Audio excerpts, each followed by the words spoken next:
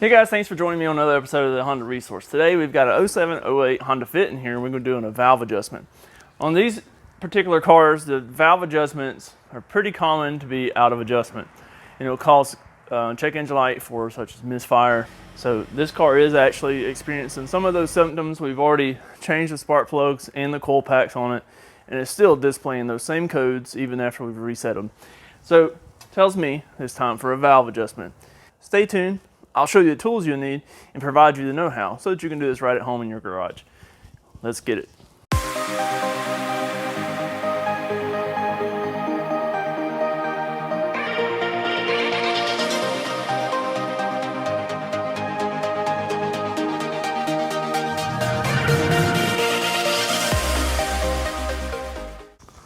All right guys, so this is the tools that I'm going to be using for this job.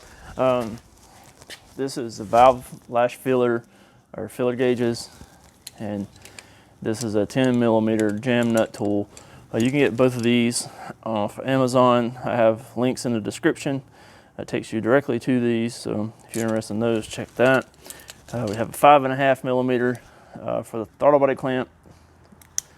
It's just a little socket, a pair of pliers just to remove the hoses and whatnot off of here, just little spring clamps. These are right angle. You can do it without the right angles, but I like the right angles. They really help me. Got a flat head to remove the intake manifold cover. Got a 19mm with a 3/8 ratchet to turn the crankshaft. You can use a 1/2-inch drive or whatever. You just need a 19mm socket to be able to turn, and an extension to be able to turn the crankshaft. And then I have two electric Milwaukee ratchets here. You can do this with a regular ratchet or whatever. This one has a 1/4-inch drive. It has a 10mm with about a 4-inch extension here. So you'll need a 10mm. Probably wouldn't hurt to have an extension. Then this one is a 3/8 drive with a 12mm universal socket. So just you can do it without the universal wiggler socket or whatever. But I just like those, but you'll need a 12mm to take off the throttle body and the little bracket that holds the harness on the valve cover. All right, so to begin with, we're going to make sure that the car is cold. It's sat here for a day before I've gotten started on this, so make sure the engine is cold because you want to make sure that all the metal is contracted. If you've got the car warm, your valve lash specs won't be correct. So if you look up here on the hood, Honda provides you with the valve adjustment lash that it's supposed to have. So you can see there the intake is 0.17 and 0.28 for the exhaust. So, and you see valve lash cold.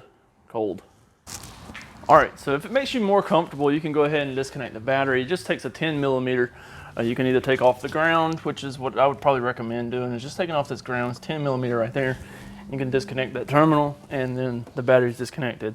I don't prefer to disconnect the battery. It's just my personal preference. So like I said, if you're first time at this and that would make you feel more comfortable, then by all means do it. So to begin with, we need to remove this intake manifold cover here. So it has two little slots here that we'll use our flathead for.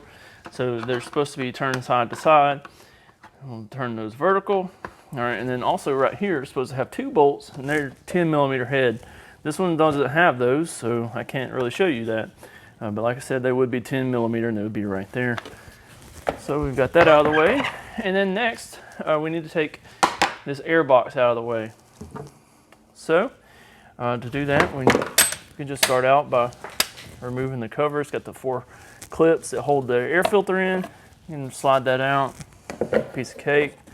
Take our air filter out. I probably need to blow this one out anyway. It's got a little trash in it. All right, and then we can actually finish removing this air box. So it's got like a 10mm right down here, a 10mm here, and that may be all that holds this one. And then we got to remove the clamp where it connects to the throttle body, and it'd probably be best to take off the spring clamp here, but it looks like mine is already, the bushing on mine is messed up. So this little clamp back here is a 5.5mm, I believe, It also has a Phillips in the middle of it, so if you may be able to use the Phillips on it, but sometimes those do like to strip out, and it may just be in your best interest if you have a 5.5 to go ahead and utilize that. So now I'm going to use my 10 millimeter, take out these 2 bolts.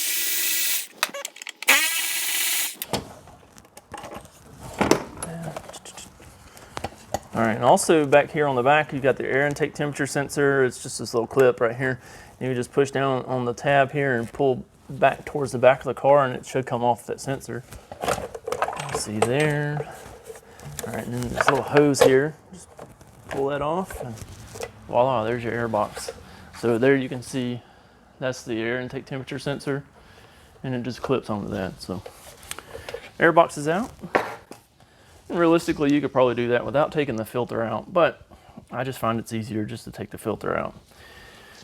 So now we've got to, what I like to do is disconnect the throttle body. So it's like 4 12 millimeter bolts. And I'll show you that too. Let me see. All right, so you can see these blue bolts here, and it's got 2 back here too, like right up here and right down here. Take those 4 out and just disconnect the throttle body. That way you don't have to deal with the coolant lines going to it and all that sort of stuff. So just disconnect that throttle body from the intake manifold, and you'll be good to go. I'm using my 12 millimeter to take that out.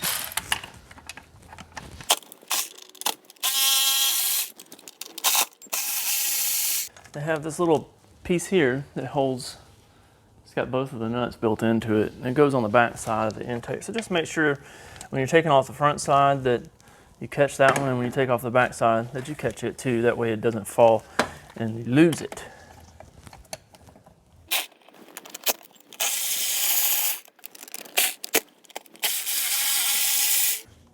And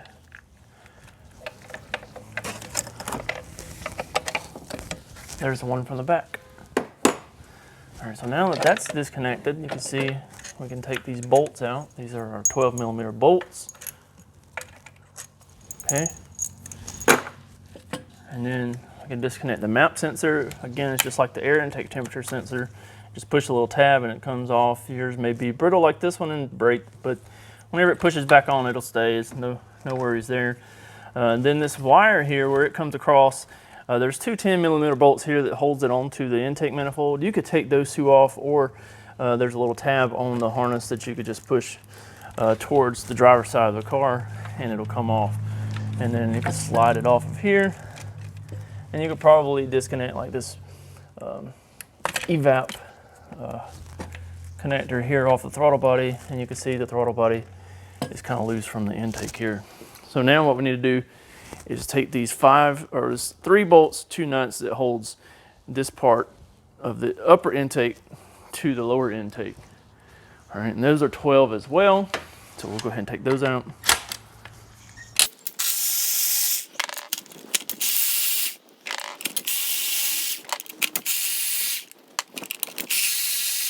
All right, so I got all 5 of those out. As you can see, it's kind of like the throttle body where we had the bracket that held the nuts. So this bracket holds those 3. And it's got a lower one that actually has the 2 studs on it that goes through. You can leave it on the upper part of, or you can just pull it out and come through this way with it. So just like that. All right, let's see. I think there's just one hose right here for our brake booster. And we'll use our pliers for that. Needle nose pliers, and just squeeze that spring clamp together and then push it to the back, and then the hose, you may have to work it a little bit, but it should come off of there too.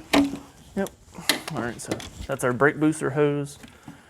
Come off no problem. And then we got our 1 10 millimeter bolt that's pretty much vertical right back here behind where the throttle body flange is. So we'll get that off real quick. So that's our 10 millimeter bolt from back there. Now this upper part here should come out. Let's see. Yep. So you can see that 10 millimeter bolt is right there, and it actually goes up under this bracket. I don't know, maybe you can see that. Can you see that? Yeah, you can see that. So this flange here goes under this, and then the bolt goes through the top of that. So Yeah, we got that off. And you can see we're gaining access to our valve cover here. So if you have an air blower or something, you may want to blow that off, get dust off, whatever. Go ahead and disconnect these coil packs. Again, they have little clips on top that disconnect them. All right, and then there's a little bracket you can see here that holds this wiring harness. So it's a 12 millimeter and it mounts front to back. So the head of it faces towards the back of the car. We'll go ahead and take that out too, just so that, it's a little short one, just so that this harness can move back further. And then there's also on this bracket here, this harness connects to it with a little, one of those little tabs. So you just push the little tab up. It's kind of at an angle like this. So you push the tab up and the harness should slide back, and you can see it gained us access to that. I am also going to disconnect the EGR valve here. It's the same thing, just a little tab on top, and you should be able to push that harness towards the back and just gets it out of the way. Last thing we got to do before we actually remove the valve cover is use our pliers again and move this spring clamp back off. Just a little breather hose. All right, and so you can see it gives us access to our valve cover. So the valve cover is held on with 1, 2, 3, 4, 5, 6, 7 bolts. All right, and they're all 10 millimeter. And so we'll just take all those out real quick. And so those bolts look like this. They're just little short bolts. Have a washer built onto them.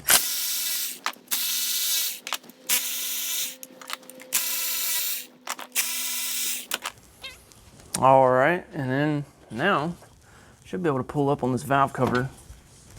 It may take some coercion if you've just been on there for a while. And then you can see it just comes right off.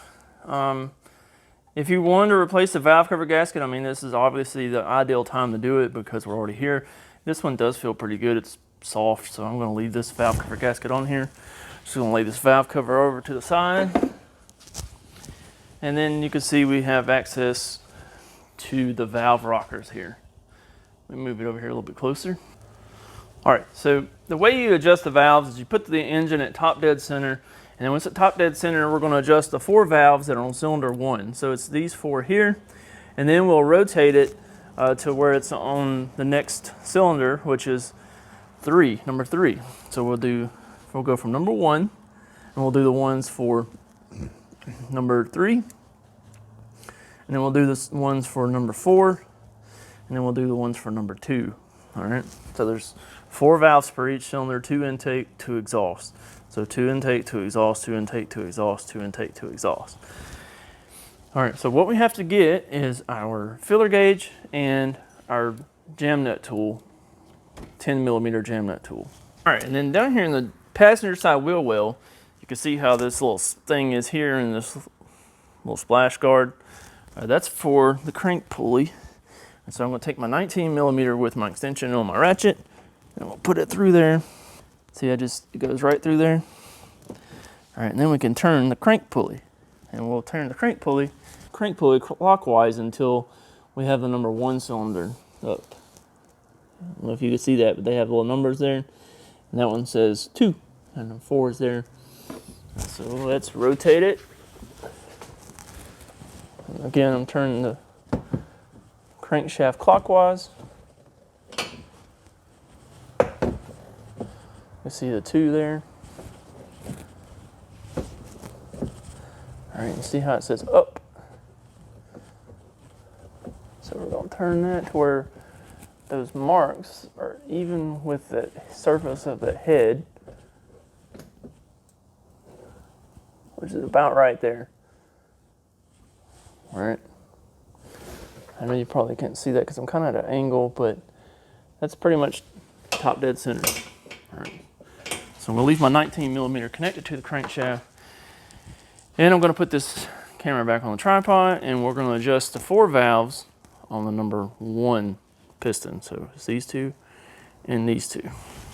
My gauges are kind of worn, and you may not be able to see them that great, but you see the millimeter, and then this top is standard. So the reading on the hood is millimeters, so you need to make sure you're looking at the millimeters and not the standard reading there. So if you are interested in just the standard, if your gauges just have standard reading, the exhaust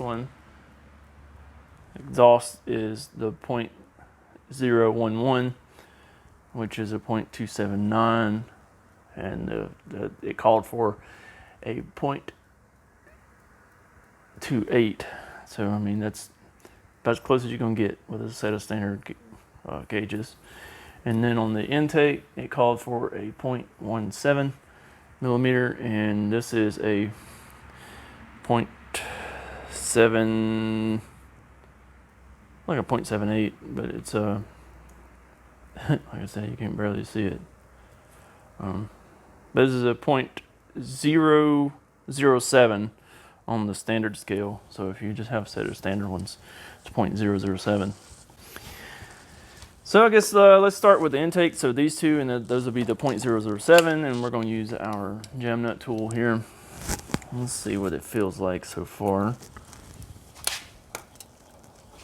So what we're going to be doing is putting the filler gauge between the valve, the actual valve stem, and this part here that's adjustable. So what we're looking for is just a little bit of drag. We want to be able to get in there without too much effort. And that one actually feels within spec. It's got some drag to it. It's not, it's able to go in there without forcing it really. And you see this one here is too tight. Well, no, it went in, but it's a little snug. That one's probably fine. So what we're looking for though is just a little bit of drag. We don't want it to be too loose, just flopping in and out. And we don't want it to be to where we can't get it in there. So I'm gonna check these exhaust ones real quick, and these are the 0.11 standard. That feels pretty good on that one. I mean, that one may be a little loose. It just slides right in, just boop. Well, let's adjust that one real quick. So what we have to do is put our tool on there. All right, the part over the nut, make sure that our screwdriver gets into the center of it. Then we're gonna turn the red handle counterclockwise to loosen the nut a little bit. And then from there, we can just turn the center part, the handle, until we get a good feel on the gauge. And once we get a good feel on the gauge, hold the handle still, and then turn this red handle to lock the nut back down.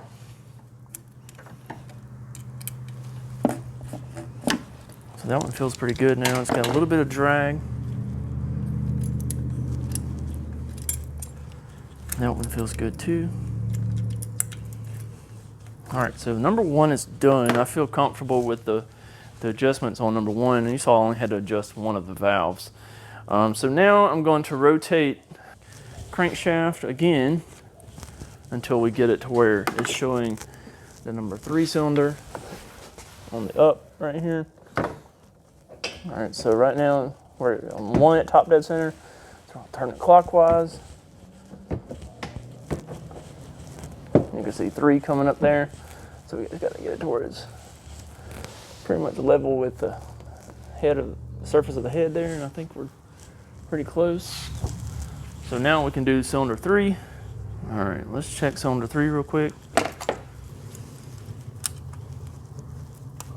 Whew, yeah, see, cylinder 3 is way too loose. It went in no problem. So let's adjust these on the intake right here real quick.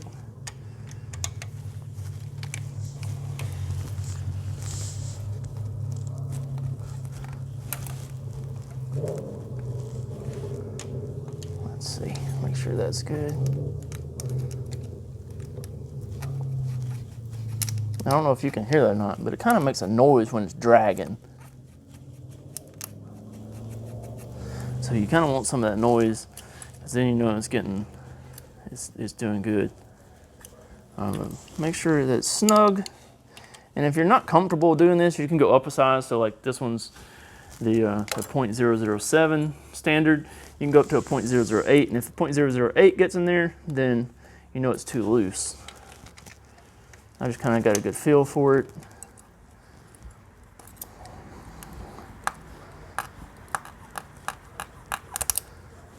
Let's see.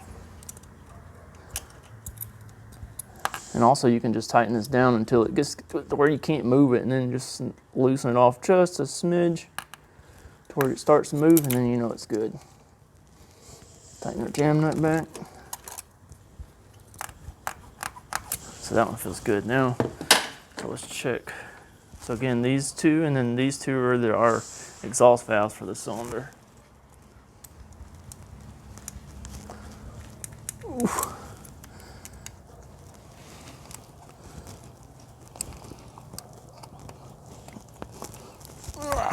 All right, so those two are too tight.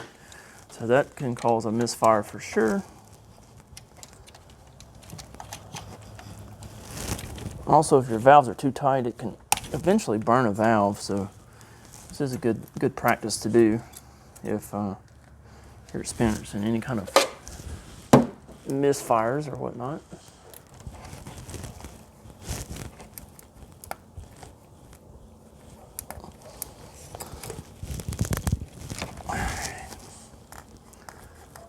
That one feels good now. Let's do this one. And sometimes, if it makes you feel more comfortable, you can like take a paint pen or something, just put a dot on the ones you've already done. If that makes you feel more comfortable, that way you know which ones you have done and which ones you haven't done. All right. So now I'm going to rotate the crankshaft again to where that our number 4 is displayed as the up position. And now our number 4 is up, so we can adjust the ones on the number 4. So it's these two and these two.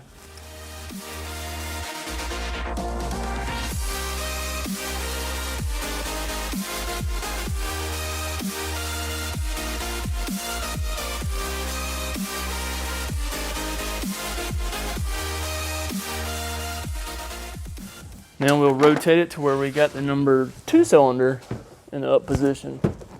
All right, and since I'm here, I'm gonna go ahead and remove my socket from my crank pulley down here, since that's the last time I'll have to turn it, because you don't want to leave this on the crank and forget it. So I went ahead and remove that. All right, and then we'll go ahead and do number last, which is number 2.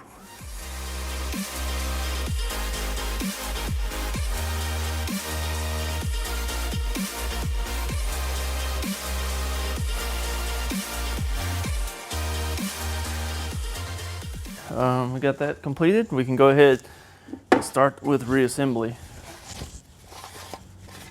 Let's start with putting the valve cover back on. See here, like where they've got a little bit of Honda Bond. You can reuse some Honda Bond, and it goes like right back here too. So just take that old off as best you can. But you can put a dab of Honda Bond or some gray, ultra gray Permatex on there, and it works really good. I think I actually just have Permatex here right now. Just some ultra gray Permatex. Works pretty good. You can get it at the parts stores cheaper than the Honda Bond, and I say I have no complaints about the ultra gray. Don't use red or orange or blue or none of that junk on your Honda, man. There's no place for any of that on a Honda. So then I'm just going to use a little blue shop towel and wipe the mating surface off, and always wipe away from the center of the engine so you don't rake any trash into the engine. So if you're doing this surface here, wipe towards the intake. Doing the surface back here, wipe towards the exhaust.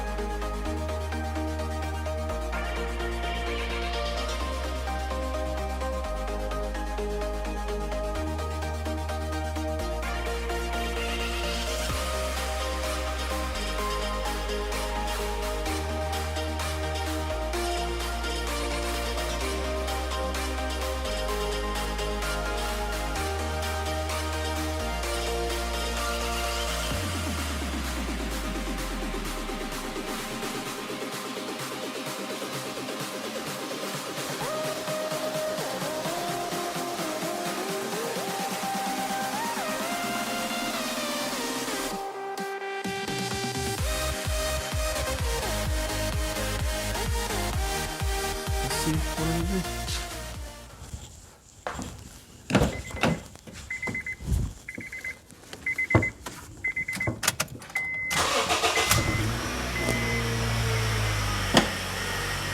All right. So thank you so much for checking out my video. I hope you stuck around and watched the whole thing. If you did, that's awesome. Leave a comment. Let me know if it helped you. Hopefully you can keep your fit on the road a little bit longer. So yeah, like I said, this information should be applicable to the first generation Honda Fits, which I think is just 07, 08. So if this video is helpful, please hit the like button and subscribe to the channel. And hopefully you'll stick around and check out some more content. See you on another one.